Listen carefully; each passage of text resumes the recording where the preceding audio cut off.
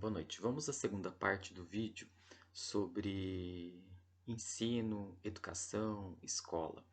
Eu estava falando desse ufanismo com relação às tecnologias, né, na área da educação, como se a tecnologia fosse a grande salvadora da pátria, né? Que agora tudo tem que ser digitalizado, né? Substitui-se os livros pelos notebooks, pelos tablets, pelos celulares, enfim. O que a gente vê, inclusive, são crianças e adolescentes que crescem hoje é, completamente envolvidos por esses objetos técnicos, né? Ficam muitas vezes nos seus quartos, em cima desses objetos técnicos. E depois na escola eles ainda querem que a gente fique trabalhando com esses alunos, essas alunas, em cima desses objetos técnicos. Eu acho que isso causa, de certa forma, uma exaustão, né? E pelo contrário, eu acho que a gente, como eu falei no vídeo anterior, podemos usar esse recurso tecnológico, mas ele não pode ser tudo, ele não pode ser absoluto, né? A gente precisa do livro, a gente precisa trabalhar com outras ferramentas que não só um objeto técnico, que não só o celular, né? Então, a questão é, até porque na internet existe muitas coisas interessantes, né? Assim como também existem muitas coisas desinteressantes e que não trazem, não contribuem praticamente para nada, né?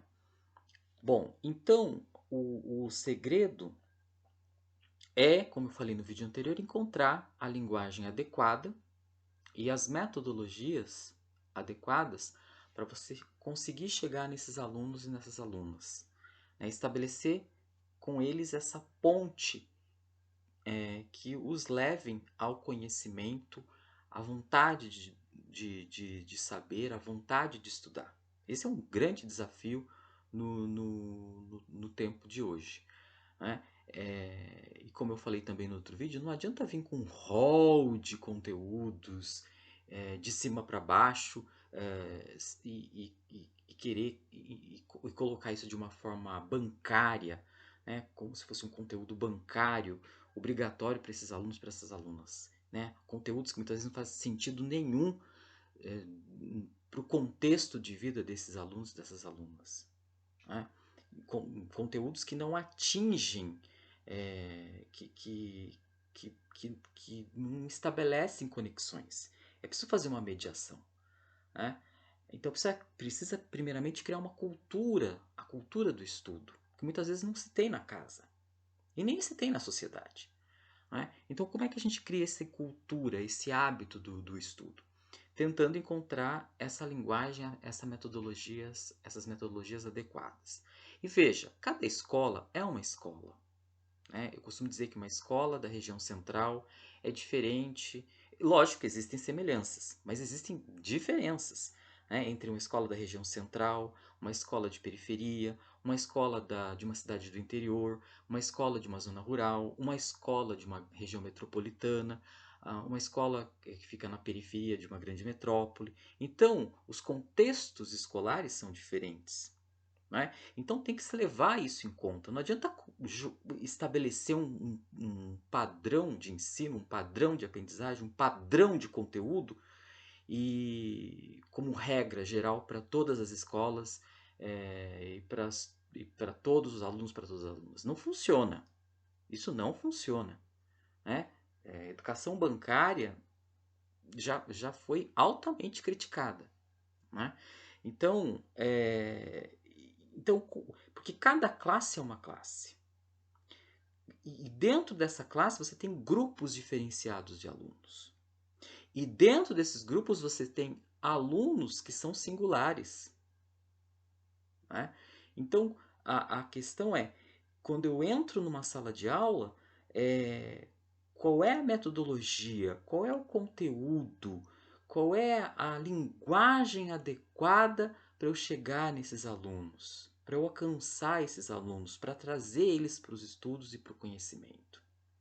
Essa que é a questão, né? E isso um grande desafio, não é fácil, né? A mesma metodologia, o conteúdo, nem sempre funciona na outra sala de aula, né? Porque a outra sala de aula tem um outro contexto. E aí é muito importante conhecer esses alunos, conhecer essas alunas, saber o aluno, saber o nome desse aluno, o nome dessa aluna, da onde ele vem, né? E aí eu tenho percebido o seguinte, que em função dessa regra estabelecida de que várias escolas se transformam em escolas em programas de ensino de tempo integral, você tem alunos, por exemplo, do noturno que vêm de bairros extremamente distantes para estudar, né? De outros bairros. Hoje a gente trabalha com uma clientela de alunos que vem de diferentes bairros da cidade, de diferentes contextos, né? E quando essas escolas PEI foram criadas, elas deveriam levar em consideração os alunos que necessitam, os alunos e as alunas que necessitam trabalhar durante o dia, né? Principalmente os do ensino médio, né? Que precisam trabalhar para ajudar na casa, para ajudar a mãe, que muitas vezes não tem o pai, para ajudar a avó, ou mesmo um aluno, uma aluna que precisa ajudar na casa para cuidar do irmão, da irmã mais nova, né? Ou mesmo aqueles alunos e alunas que querem trabalhar para ter um, um próprio recurso, né? Um recurso financeiro próprio. Né? Então, nós temos alunos, por exemplo, que vêm de bairros rurais, onde foi colocada a escola de tempo integral. Esse aluno vem de um outro bairro, né? De um bairro de zona rural para estudar. Né? Então, isso é muito complicado. Como é que você tira a possibilidade do aluno, você tira o período que ele poderia, mais adequado para esse aluno estudar? Né? Amanhã, tarde, à noite. Não, aí você estabelece só um padrão de escola de tempo integral. É um problema. Né? Aluno muitas vezes tem que atravessar a cidade de bicicleta para chegar na escola. Né? Então, enfim, isso é uma outra coisa que precisa ser discutida também. Então, quando você entra na sala de aula, você tem que encontrar aquela metodologia. Você tem que. Quando eu vou para a sala de aula, geralmente tenho 2 ou 3 opções de aula no, articulada. Né? Porque a depender do contexto, do ânimo, da situação que eu encontrar naquela sala de aula, eu vou trabalhar de um jeito, mas se eu encontrar uma sala de aula num outro contexto, eu vou trabalhar de um outro jeito. Entende? Por isso que a formação do professor e da professora é muito importante. Né? Não basta o professor ser o especialista no conteúdo. Né? Também não é interessante um professor que também que não tenha um domínio daquilo que vai ensinar, né? Daquilo que vai dialogar com os alunos em termos de conhecimento. Então isso é um ponto importante, né? Entender quais são as necessidades daqueles alunos, daquelas alunas naquele momento, né? E a partir dali você pode, com o tempo você vai conhecendo os alunos, as alunas, vai conhecendo esse contexto da escola, esse contexto de vida dos alunos, encontrando as linguagens adequadas, as metodologias adequadas, e a partir dali você vai estar traçando um padrão de um conhecimento mais próximo deles, que eles trazem, para um conhecimento mais científico, vamos pensar assim, um conhecimento mais formal, levando eles para um conhecimento mais formal. Né? Mas nunca é difícil você chegar logo de cara com conhecimento extremamente formal, científico. Não, você tem que começar primeiro com conhecimento que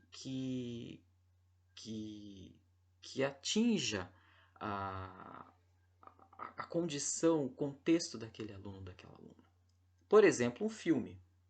Né? Escolher um filme para trabalhar em sala de aula, você tem que levar em consideração você tem que entender qual é o filme que vai fazer sentido para aqueles alunos e para aquelas alunas. Né? Determinados filmes não vão conseguir, num primeiro momento, trazer esses alunos não vão para uma reflexão. Né? Então, são essas coisas que a gente tem que observar em sala de aula. Por isso que não adianta vir com uma bagagem enorme de conteúdo de cima para baixo e despejar nos alunos. Isso não funciona. Ainda mais conteúdo padronizado. A outra coisa também que eu venho me questionando é o seguinte: quem é que está estabelecendo? Eu sou da área da geografia e da sociologia, vou falar da geografia. Quem é que está estabelecendo o conteúdo a ser trabalhado? Quem é que estabelece o conteúdo? Como é que se sabe qual é o conteúdo mais adequado para se trabalhar no sexto ano, no sétimo ano? Como é que se escolhe esse conteúdo? Eu tenho visto assim conteúdos extremamente pesados, extremamente fora de conexão para se trabalhar com o sexto ano, para se trabalhar com o sétimo ano. Né? E é como eu falei, e sexto ano numa área do centro da cidade é uma coisa, um sexto ano numa área rural é outra coisa, um sexto ano numa região de periferia de uma grande metrópole é uma outra coisa. Então não dá para padronizar o conhecimento dessa forma. Você pode ter um norte, isso é claro, mas estabelecer como regra, preciso dar isso no sexto ano, preciso dar isso no sétimo ano, preciso dar esse conteúdo, tais e tais e tais e tais conteúdos no oitavo ano. Não funciona. Sinto muito, mas não funciona. Né? E aí corre um risco de se fazer um faz de conta. Não é? Porque você. E aí é interessante o professor ter esse domínio, até para da sua própria área, até para verificar por onde começar, por onde partir. Né? Eu não posso chegar com um mapa complexo para um aluno que tem informações, como eu já vi em materiais. Né? Que eu não sei se essas pessoas realmente conhecem a realidade da sala de aula, conhecem a realidade escolar, o chão de uma sala de aula. Né? Porque ficar teorizando, ficar propondo conteúdos, né, de um gabinete, né, ou lá de uma torre de marfim, é uma coisa. Agora, conhecer a sala de aula é outra coisa. Conhecer a fundo, né, a sala de aula, quem são esses alunos, quais são, que contexto ele vive, né, o que é ser professor, o que é ser professora numa escola pública. Então, é preciso saber, assim, de que forma, dentro da minha área, eu vou conseguir encontrar o conteúdo, um primeiro conteúdo que seja mais adequado para trazer esse conhecimento, esse aluno, essa aluna para um conhecimento mais requintado, para um conhecimento mais científico e mais formal. Mas primeiro é um processo, eu preciso trazer esse aluno para o gosto aos estudos. Não é? Então, como eu falei, não adianta eu trazer um mapa que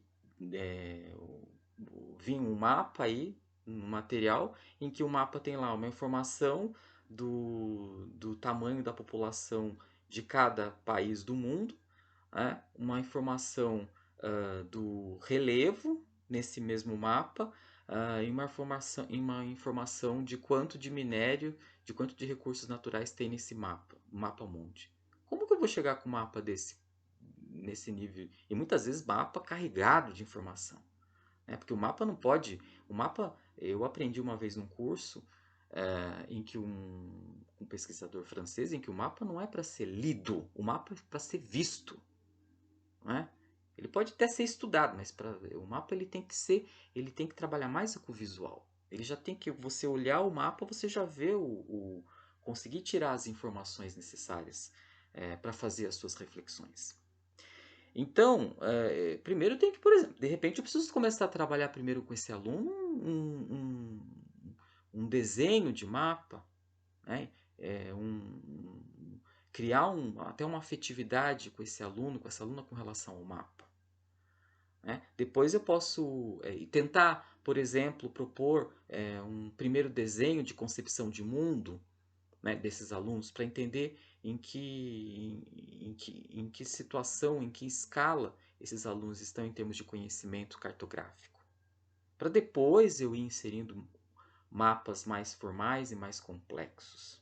Eu não posso chegar com um mapa complexo para um aluno de sexto ano e mesmo para um aluno de primeiro, segundo ano do ensino médio que não teve não teve uma aprendizagem é, com significado com relação aos mapas, por exemplo. Tá? Então, eu fico me questionando como é que escolher os conteúdos adequados para se trabalhar em cada série é muito complexo. Não é assim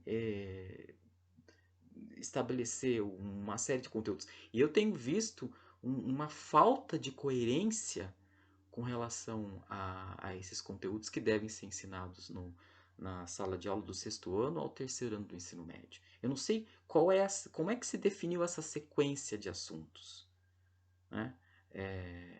Por exemplo, sei lá, geologia, climatologia, geografia urbana. Como é que se estabelece essa sequência? Né? Qual conteúdo é mais adequado para cada série? É muito. A escola pública não funciona com fórmulas. Até porque a escola pública é um contexto socioespacial diferenciado e complexo. Né?